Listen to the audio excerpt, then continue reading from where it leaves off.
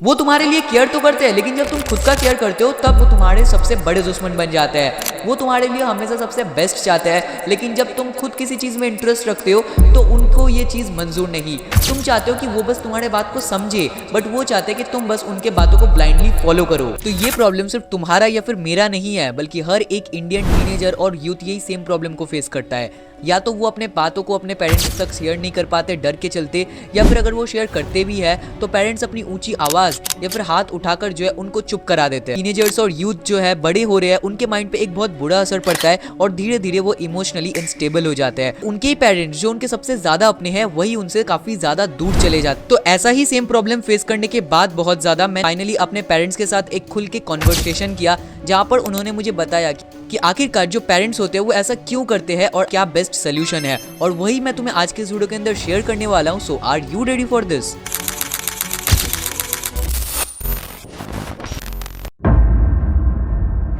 जब मैंने पहली बार मेरे फैमिली से कहा था कि मुझे एजुकेशन से नहीं बल्कि किसी क्रिएटिव फील्ड से अपना करियर डिजाइन करना है, तब वो लोग उतना भी ज्यादा खुश नहीं थे इस बात को सुनकर। और तुम्हारे साथ भी ऐसा होता है, जब भी तुम अपने पेरेंट्स को जाकर अपना कोई आइडिया के बारे में बताते हो या फिर जो तुम करना चाहते हो उसके बारे में शेयर करते हो, या फिर कोई भी ऐसा टॉपिक हो जहाँ पे तुम्हारे पेरेंट्स तुम्हारे बात को एक्सेप्ट नहीं करते, तब तुम जो है सोचते हो कि यार मैं तो जो कह रहा हूँ वो तो सही बात है, मैंने क्या गलत बोल दिया, मैंने तो बस खुद के लिए जो अच्छा है उसी को मैंने शेयर किया पेरेंट्स के साथ। और यहाँ पे पेरेंट्स सोचते हैं कि हमने इतने दिनों से जो एक्सपीरियंस किया, हमने जो जाना, हमने जो विटनेस किया, उसके बेसिस पे इसका जो भी बातें हैं वो बस ख्याली है और इसका कोई रियल लाइफ में आता पता नहीं है। मतलब वो कंसिडर करते हैं कि तुम्हारा जो बात है वो प्रैक्टिकली पॉसिबल नहीं है, क्योंकि उन्होंने जो प्रैक्टिकल दुनिया देखा है अभी। But of course with time जो है हर एक एक्सपीरियंस पुराना हो जाता है। एक्सपीरियंस डज काउंट, बट उसके साथ तुम्हें ये भी ध्यान में रखना चाहिए कि अभी तुम जो बात बोल रहे हो, यानी तुम जो पेरेंट्स के साथ अपना थॉट शेयर कर रहे हो, शायद तुम भी बिल्कुल गलत नहीं हो। वो सोचते हो वो जो ट्रेडिशनल माइंडसेट फॉलो करते आए हैं वही सही है,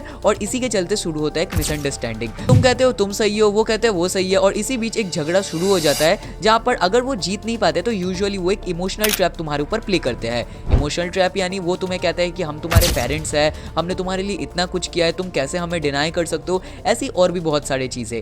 या तो वो कोई वायलेंस का वे अडेप्ट कर लेते हैं ताकि तुम डर से उनके बात को मानो, बट अंदर ही अंदर तुम्हें भी पता है कि तुम जो सोच रहे हो, तुम जो समझ रहे हो वो सही है, तुम जो बात बोल रहे हो वो कुछ गलत नहीं है, बट वो बात को मानने को राजी नहीं है। और यहीं पे एक डिस्टेंस या गैप आ जाता है। तुम ऐसा सोचने लगते हो कि वो तो मेरे पेरेंट्स हैं, उनको मैं इतना ज़्यादा प्यार करता हूँ, लेकिन वो क्यों मेरी बात को नहीं समझ रहे। और तुम उनको धीरे धीरे सबकॉन्शियसली अपने लाइफ का विलेन कंसिडर करने लगते हो, क्योंकि जो भी तुम बात उनको शेयर करते हो अपने बारे में वही उनके सामने गलत हो जाता है। अब ये बात को ध्यान से सुनना, मैं इस वीडियो में किसी भी पेरेंट को एज अ विलेन कंसीडर नहीं कर रहा हूँ। ये प्रॉब्लम सिर्फ तुम्हारा या फिर मेरा नहीं है, बल्कि हर एक इंडियन टीनेजर या यूथ का है। और अगर कोई चीज़ इतने बड़े अमाउंट में हो रहा है तो ऑफकोर्स उसके पीछे कोई बड़ा रीज़न भी होगा। तो इसके पीछे का सबसे बड़ा रीज़न है द ट्रेडिशनल माइंडसेट। तो वो बेसिकली नहीं चाहते कि उनके बच्चे वही सेम चीज़ को फेस करने लगे। वो काफ़ी ज़्यादा ओवर प्रोटेक्टिव होता है तुम्हारे रिगार्डिंग। कभी कभी वो इतना ज़्यादा ओवर प्रोटेक्टिव होता है कि तुमको वो एज अ ऑब्जेक्ट कंसिडर करने लगता है कि तुम एक कोई ह्यूमन नहीं हो, तुम्हारे कोई इमोशंस नहीं है, तुम बस उनके ही बताए हुए रास्ते पे चलोगे, उसी से तुम बस खुश रह सकते हो। बट जैसा कि हम जानते हैं कि आज का हमारा जो जनरेशन है दैट इज जनरेशन बोल्ड। हम जो सही को सही कहते हैं, गलत को गलत कहते हैं, और अगर कोई चीज़ मिलने के लिए हमें काफ़ी ज़्यादा मेहनत भी करना पड़े, येट हम उस चीज़ को करने के लिए रेडी होते हैं, क्योंकि हम उस चीज़ को करके खुश होते हैं। और यही बात उनको नहीं समझ आता। उनको लगता है कि तुम इतना ज़्यादा मेहनत क्यों करोगे अगर कोई चीज़ तुम्हें कंफर्टेबली मिल रहा है। और ऐसे ही टाइम पे शुरू हो जाता है एक मिसअंडरस्टैंडिंग, जैसे कि मैंने मेरे पिछले पार्ट में डिस्कस किया।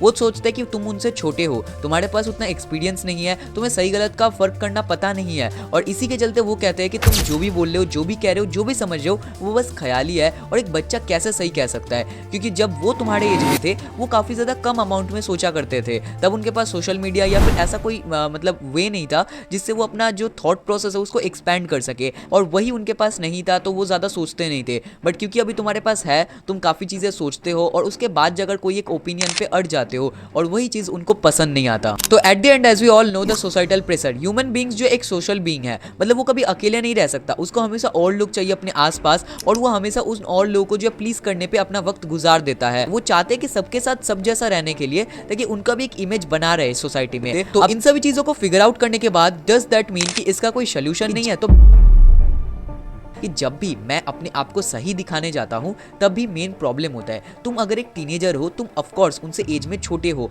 और किसी भी इंसान को जो है उनके एज से छोटे वाले लोग से एडवाइस लेना पसंद नहीं होता। ये एक साइकोलॉजिकल फैक्टर है जो तुम्हें समझना पड़ेगा। अगर तुम्हें ये जो प्रॉब्लम है उसको सॉल्व करना है, पहला स्टेप जो तुम्हें करना है जो कि है अपने आप को इंफीरियर फील करना। तुम हमेशा सोचो कि मुझे जो है खुद को सही नहीं प्रूव करना है, मुझे उनको ये समझाना है कि आखिरकार ये क्यों सही है।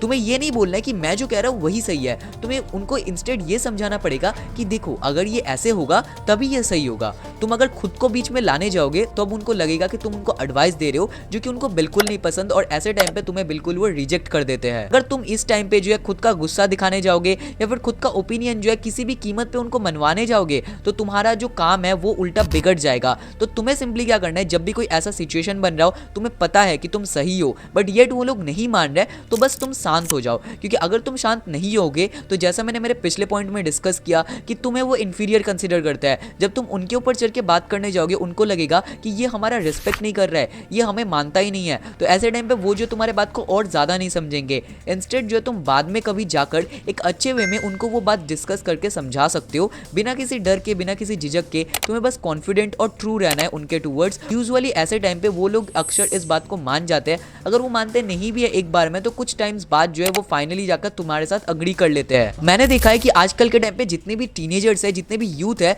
उनको लगता है कि केयरलेस होना काफी बड़ी बात हो गई है। मैं किसी चीज को केयर नहीं करूंगा, मैं ये करूंगा वो करूंगा, जो मर्जी करूंगा, तो फिर ये एक काफी कूल चीज है, इससे काफी अच्छा होगा मेरा। लेकिन actually trust me, it is the worst thing of this generation. तुम्हें ये देखना है कि तुम जो है पेरेंट्स के टूवर्ड्स जो भी बिहेवियर रख रहे हो, जो भी ओपिनियन रख रहे हो, वो रिस्पेक्टफुल हो। तुम ऐसा नहीं कि तुम्हें मान नहीं रहे तो तुम्हें जबरदस्ती उन्हें मनाना है, या फिर वो नहीं समझ रहे तो तुम्हें उनके साथ झगड़ा करना है। इंस्टेड जो है क्योंकि तुम छोटे हो, तुम बस खुद को इंफीरियर फील करते हुए तुम बस पीछे हट जाओ एक कदम। कभी कभी तुम्हें जीतने के लिए हारना पड़ता है पहले, तो पहले तुम हार जाओ, बट जब तुम्हारा सिचुएशन बैलेंस में आ जाए तब तुम काफी इजीली जाकर उनको कन्विंस कर सकते हो। और अगर तुम जानना चाहते हो कि कैसे तुम कंप्लीटली किसी टॉपिक पे अपने पेरेंट्स को फुल्ली कन्विंस कर सकते हो, क्योंकि बहुत बार होता है कि तुम में से ज्यादा लोगों को यही नहीं पता कि पेरेंट्स को कन्विंस कैसे किया जाता है, तो तुम किसी भी टॉपिक पे अपने पेरेंट्स को ये प्रूव करना चाहते हो कि तुम सही हो विदाउट एनी कॉन्फ्लिक्ट, तो मुझे कमेंट करके बताना ताकि मैं मेरा नेक्स्ट वीडियो इसी टॉपिक पे ला सकूं। आज के इस पूरे वीडियो में मैंने पेरेंट्स के प्रॉब्लम्स को लेकर उसका रीजन और उसका सोल्यूशन क्या है वो डिस्कस किया। अगर तुम्हें सच में लगा कि मैंने तुम्हारे लाइफ में कोई वैल्यू ऐड किया है तो जरूर से वीडियो को लाइक और मेरे चैनल को सब्सक्राइब कर देना ऐसे ही और वैल्यू पैक्ड कंटेंट के लिए। तो आज के लिए इतना ही था। So I will be right back to add some more value in your life.